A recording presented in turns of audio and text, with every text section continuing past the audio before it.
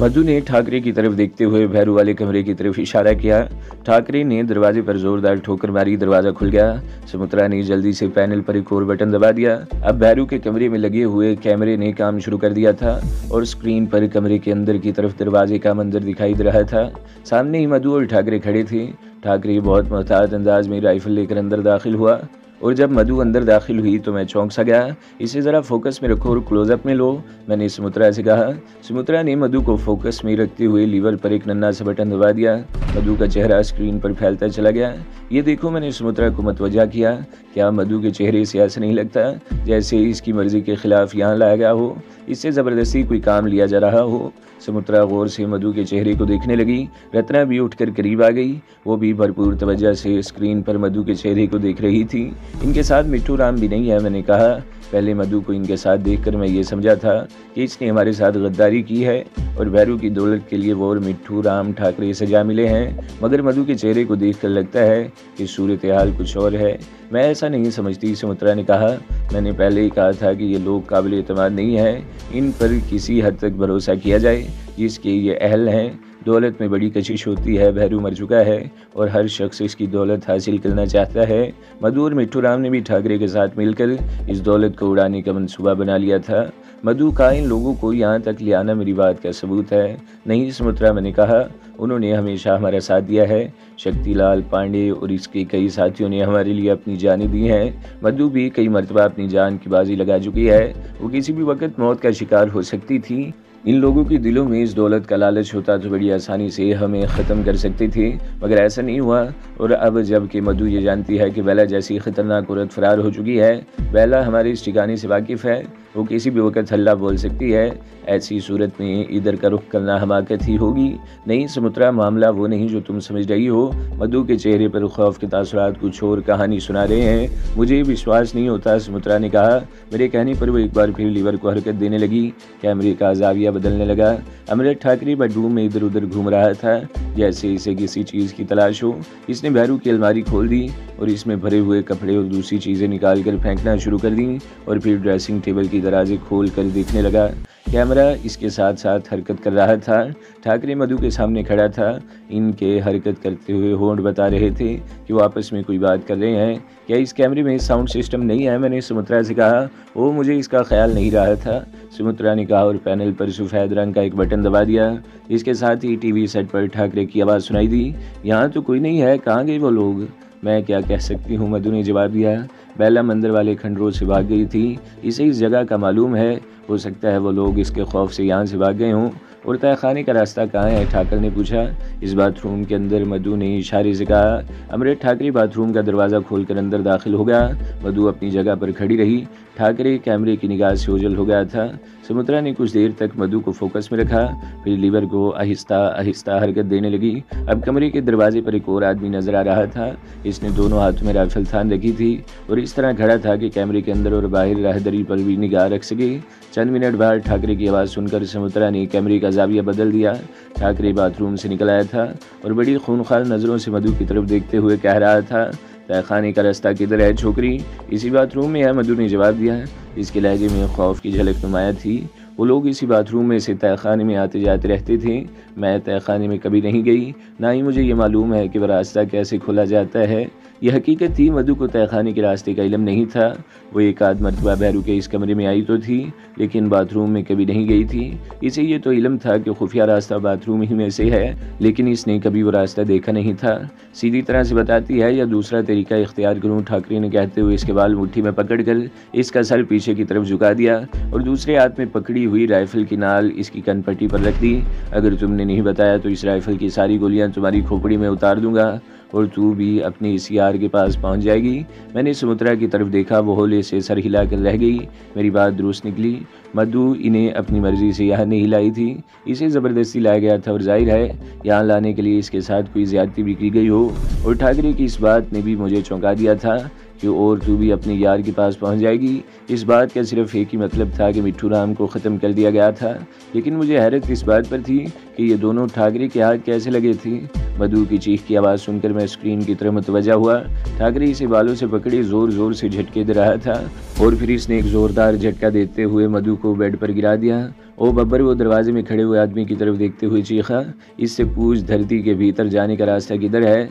ना बतावे तो इसका मस्तक दुरुस्त कर दे, नहीं तो अपना मस्तक घूम जाएगा। बता देगी, क्यों नहीं बतावेगी? बब्बर मूंछों पर ताव देता हुआ आगे बढ़ा। इसने अपनी राइफल ठाकरे के हवाले कर दी और मधु की तरफ बढ़ने लगा।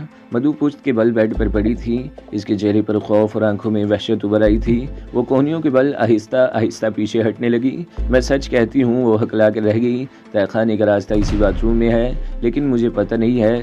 बब्बर ने बेड पर छलांग लगा दी। इसने मधु को इस तरह दबोच लिया जैसे बिल्ली चूहे को दबोचती है। मधु मुजाहमत कर रही थी। बब्बर इसे बुरी तरह रुकेद रहा था। एक मौके पर मधु ने बब्बर को धक्का देकर अपने ऊपर से हटा दिया और बेड से छलांग लगाकर दरवाजे की तरफ दौड़ी। इसका ऊपर का लिबास तार तार हो गया था और जिस्म बरहना हो रहा था।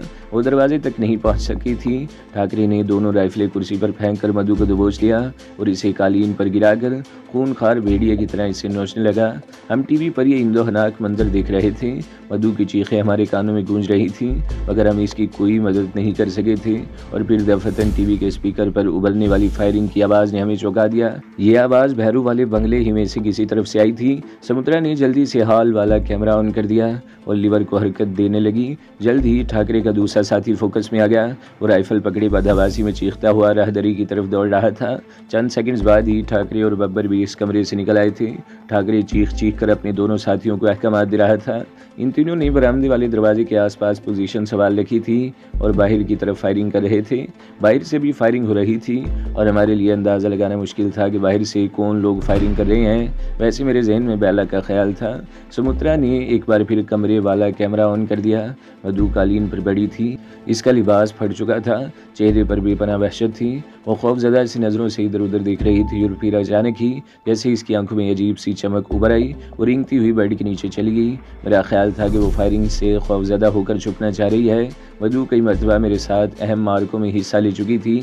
जब आफत पड़ती थी तो वो इस तरह खौफजदा हो जाया करती थी कि अब वो खौफजदा होकर छुपने की कोशिश कर रही थी। लेकिन चंद सेकंड्स बाद ही वो रेंगती हुई बेड के नीचे से निकली तो इस मरतबा मेरी आंखों में चमक उभर आई। मधु के हाथ में कारागॉफ राइफल थी और मेरे ख्याल में ये भैरू की राइफल थी जो किसी वक्त नीचे गिर गई थी और अब तक वहीं पड़ी थी। मधु चूँकि कालीन पर पड़ी हुई थी इसलिए इसने बेड के नीचे ये राइफल देख ली थी। मधु उठकर खड़ी हो गई और राइफल को दोनों हाथों में संभाल कर दरवाजे की तरफ बढ़ी। इसकी चाल में हल्की सी लड़खड़ाहट थी। वो कमरे से निकल गई। अब हॉल कमरे वाला कैमरा ऑन हो गया। मधु फोकस में थी। वो राइफल संभाले आगे बढ़ रही थी। इसके चेहरे पर अब खौफ की बजाय सफाकी थी। राहदरी के आखिर में पहुंचते इसने फायरिंग शुरू कर दी।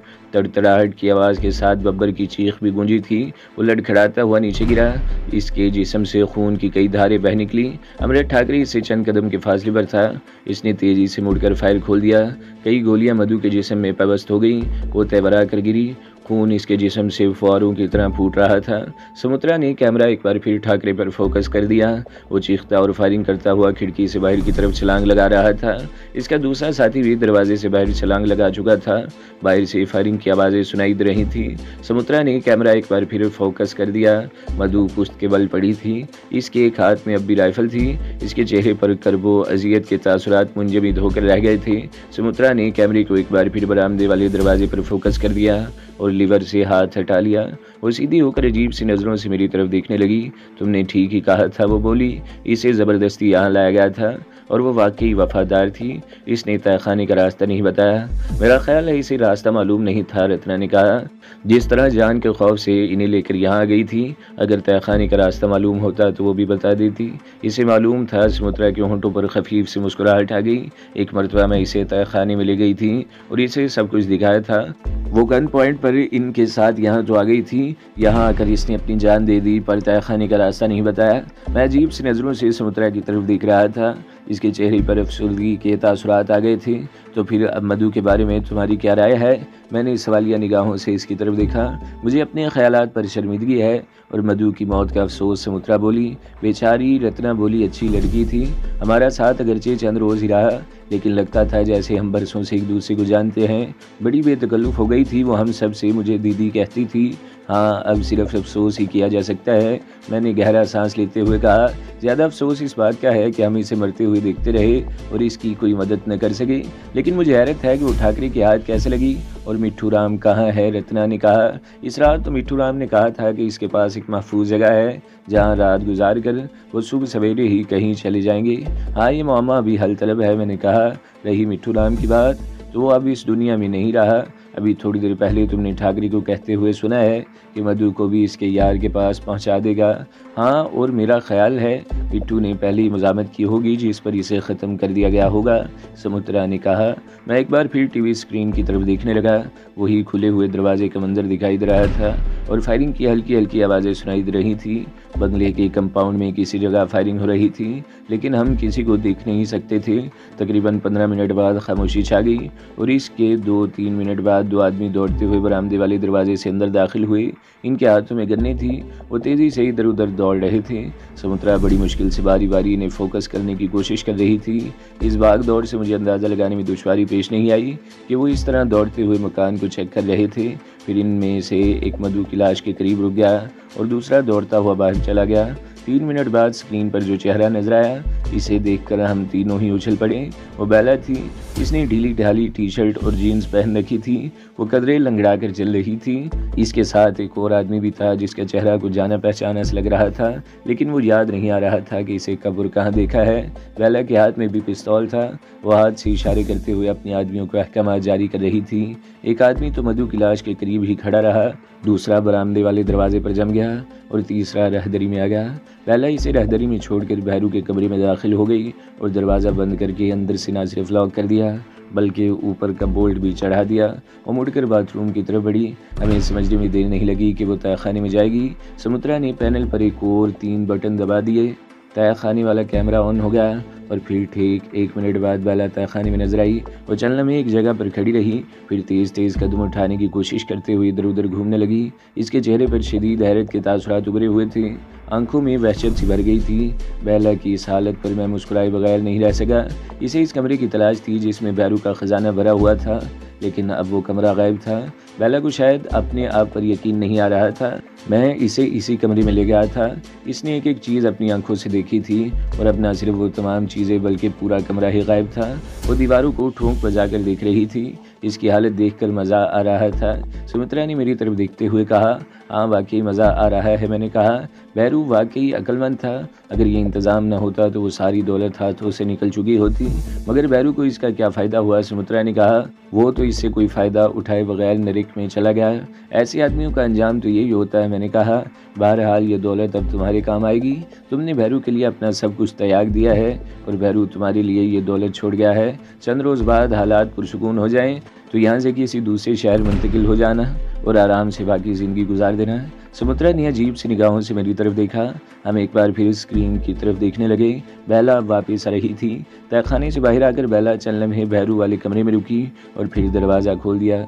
तुम दरवाज़ा बंद करके कमरे में क्या कर रही थी? रहदरी में खड़े हुए शख्स ने मुश्तबा निगाहों से इसकी तरफ देखा। कपड़े उतार कर एक मंतर कर रही थी। तुमसे मतलब? बेला ने इसे घूरा। तुम्हें मुझसे सवाल करने का हक कैसे मिल गया किशु? मेरे दिमाग में झमाका सा हुआ। इस नाम से मुझे याद आ गया कि इस शख्स को कब्र कहाँ देखा है। बेला और इसके साथी जब मुझे थर से अगवा करके ला रहे थे तो हमने, बल्कि मैंने और बेला ने चंद घंटे सहरा में इस पहाड़ी में वाक़े काली के मंदिर में गुजारे थे और वहीं पर मौका पाकर बेला ने ट्रांसमीटर पर नागराज से बात की थी। इसकी बातें मैं भी सुन रहा था और ट्रांसमीटर पर इसी गुफ्तगू में बेला ने किशु राम का नाम भी लिया था और फिर एक मौके पर माउंट आबू में बेला के साथ किशु से आमना सामना भी हुआ था। नागराज के तकरीबन सारे ही साथी अगरचे ख़त्म हो चुके थे, मगर ये किशु राम बचा हुआ था। मेरा ये मतलब नहीं था। मुझे तुम पर कोई शुबा नहीं है किशु राम गड़बड़ा सा गया। मैंने तो वैसे ही पूछ लिया था। ठीक है, बेला ने जवाब दिया। मुझे हैरत है, ये लोग कहाँ गायब हो गए? वो ठाकरे था बेला जी, किशु ने कहा। मैंने खुद इसे पिछली तरफ से भागते हुए देखा था। ये लाश इसके साथी की है। इसने दरवाजे के करीब पड़ी हुई बब्बर की लाश की तरफ इशारा किया। मगर ये मधु, ये तो नाजी की साथी थी। बेला ने मधु की लाश की तरफ देखा। हो सकता है वो लोग यहाँ हों और ठाकरे ने यहाँ हमला किया तो वो मधु की लाश छोड़कर भाग गए और हमारा मुकाबला सिर्फ ठाकरे और इसके आदमियों से हुआ। शायद तुम ठीक कहते हो, लेकिन मधु की लाश, मेरा मतलब है इस हालत में फटा हुआ लिबास, इसके साथ भागने में कामयाब नहीं हो सकी होगी। वो ठाकरे और इसके आदमियों के हाथ लग गई। इसकी हालत ठाकरे और इसके आदमियों ने ही की होगी। मधु के हाथ में राइफल से अंदाज़ा होता है कि इसे कुछ करने का मौका मिल गया होगा। शायद ऐसा ही हुआ हो। बहरहाल ये दोनों लाशें उठवाकर बंगले की पिछली तरफ फेंकवा दो और यहाँ से निकलने की तैयारी करो, बेला ने कहा। किशोर इसके साथ ही बारी बारी मधु और बब्बर की लाशें उठाकर बाहर किसी जगह डाल आए और फिर तकरीबन 15 मिनट बाद बेला भी बाहर चली गई और दरवाज़ा बंद हो गया। सुमित्रा ने गहरा सांस लेते हुए कैमरा ऑफ कर दिया। मॉनिटरिंग सेट की स्क्रीन तारीख हो गई, मगर इसके निचले पैनल पर नन्ही सी सुर्ख बत्ती जल रही थी। बेला दोबारा आएगी, मैंने सुमित्रा की तरफ देखते हुए कहा। इसने किशु वगैरह को इसके बारे में नहीं बताया था, इसलिए भैरू के कमरे में दाखिल होकर इसने दरवाज़ा अंदर से बंद कर लिया था। लेकिन तहखाने में जाकर इसे खुद भी बड़ी मायूसी हुई। लेकिन ये मायूसी ऐसी नहीं कि वो उम्मीद छोड़ दें। वो दोबारा बंगले में आएगी, लेकिन मेरा ख्याल है इससे पहले पुलिस बंगले में आएगी, सुमित्रा ने कहा। बंगले में फायरिंग की आवाज़ें दूर दूर तक सुनी गई होंगी। हो सकता है कुछ देर में पुलिस भी पहुंचने वाली हो। पुलिस को बंगले के कंपाउंड में 2 लाशों के सिवा कुछ नहीं मिलेगा, मैंने कहा। बहरहाल हमें परेशान होने की ज़रूरत नहीं, यहाँ हम भी महफूज हैं और वहाँ तहखाने में वो ख़जाना भी। हम देर तक बातें करते रहे। हम किसी भी लम्हे मॉनिटरिंग सेट से सिग्नल के मुंतज़िर थे, मगर खामोशी थी। 4 बज गए। मैं बेड पर आड़ा तिरछा होकर लेट गया। मुझे हैरत थी कि भैरू के बंगले में इतनी शदीद फायरिंग के बावजूद पुलिस क्यों नहीं पहुंची थी। यही सब कुछ सोचते हुए मेरी आंखें बंद हो गई और मैं नींद की आगोश में पहुंच गया। और फिर सुबह 7 बजे के करीब सुमित्रा ने मुझे झंझोड़ कर जगाया। बाहर पुलिस खड़ी है, सुमित्रा ने कहा। शायद वो लोग रात वाली फायरिंग के बारे में कुछ पूछना चाहते हैं। ओह, मैं एक झटके से उठ गया। तुम लोग बाहर तो नहीं निकली? मेरा मतलब है पुलिस वालों ने तुम्हें देखा तो नहीं? नहीं, मैंने कॉल बेल की आवाज़ सुनकर खिड़की से झांका था, सुमित्रा ने कहा। ठीक है, तुम लोग यहीं ठहरो, मैं देखता हूँ, मैं कहते हुए पलंग से उठ गया। जिस्म पर एक चादर लपेट ली और दरवाज़ा खोलकर बाहर आ गया। गेट के सामने 2 पुलिस वाले खड़े थे। इनमें से एक ने घूर कर मुझे देखा और फिर फायरिंग के बारे में पूछने लगा। महाराज, रात को गोलियां तो बहुत चलत रही थी, पर हम डर के मारे बाहर नहीं निकला था। दिल का कमज़ोर हूँ महाराज, बहुत डर लागत है। हम का तो तमाम दरवाजे बंद करके बैठा रहो था। सवेरे आंख लागत थी। यहाँ इस बंगले में कौन रहता है? चंद रोज़ पहले तक तो ये खाली था। इसी पुलिस वाले ने सवाल किया। राणा हमेर सिंह का चाकर हूँ महाराज, मैंने दोनों हाथ जोड़ दिए। वो लोग जोधपुर से आवन वाले हैं। हम का पहले भेज दिया सफाई सुथराई करने वास्ते। तुम्हारे साथ कोई और भी है? कोई सवाल किया गया। नहीं महाराज, अकेला हूँ, मैंने जवाब दिया। वो दोनों बारी बारी मुझसे इस फायरिंग के बारे में सवाल करते रहे और फिर रुखसत हो गए। फायरिंग रात को 3 बजे हुई थी और पुलिस इसके बारे में मालूम करने अब आई थी। वैसे मैंने अपने बारे में जो बताया था, इस पर मुझे खौफजदा होने की ज़रूरत भी नहीं थी। ये बंगला था तो इस पहाड़ी पर, मगर भैरू के बड़े बंगले से इसका फासला निसफ मील के करीब था और दूसरा करीब तरीन बंगला भी 1-1.5 फरलांग के करीब था। इसलिए मैं मुतमईन था कि पुलिस वाले किसी और से हमारे इस बंगले के बारे में नहीं पूछेंगे। वैसे भी राणों और ठाकुरों के नाम में बड़ी तासीर होती है। ऐसे भारी भरकम नामों के बारे में कोई ज़्यादा तहकीकात भी नहीं करता था। रत्ना गहरी नींद सो रही थी। सुमित्रा ने इसे जगाया तो था, मगर वो फिर सो गई।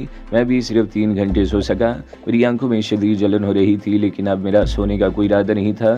सुमित्रा मेरे इंतज़ार में दरवाजे के करीब ही खड़ी थी। जब मैंने इसे बताया कि बला टल गई है, तो इसने इत्मीनान का सांस लिया और किचन में घुस गई। मैं लाउंज ही में सोफे पर बैठ गया। थोड़ी देर बाद सुमित्रा चाय बना कर ले आई। इसने दोनों कप सेंटर टेबल पर रख दी और सामने वाले सोफे पर बैठ गई। वो भी सिर्फ 3 घंटे ही सोई थी और इसकी आंखें भी सुर्ख हो रही थीं। हम रात के वाक़यात के बारे में बातें कर रहे थे। हैरत इस बात पर थी कि कल रात भैरू के बंगले पर ठाकरे ने रेड किया और इसके 1 घंटे बाद बेला भी अपने आदमी लेकर वहां पहुंच गई। इसे इत्तफाक समझा जाए या बेला का कोई आदमी बंगले की निगरानी कर रहा था, जिसने ठाकरे वगैरह को अंदर दाखिल होते देखकर बेला को इतला कर दी थी। मजीद हैरत इस बात पर थी कि पुलिस कई घंटों बाद पहुंची थी और इधर उधर से फायरिंग के बारे में पूछ कर चली गई थी, मगर पुलिस भैरू के बंगले में दाखिल नहीं हुई थी। तो दोस्तों, अगली किस्त सुनने के लिए हमारे चैनल को ज़रूर सब्सक्राइब करें, वीडियो को लाइक करें और बेल के आइकन पर भी क्लिक कर दें, ताकि हर जो आने वाली वीडियोज़ हैं वो आपको सबसे पहले मिलती रहें।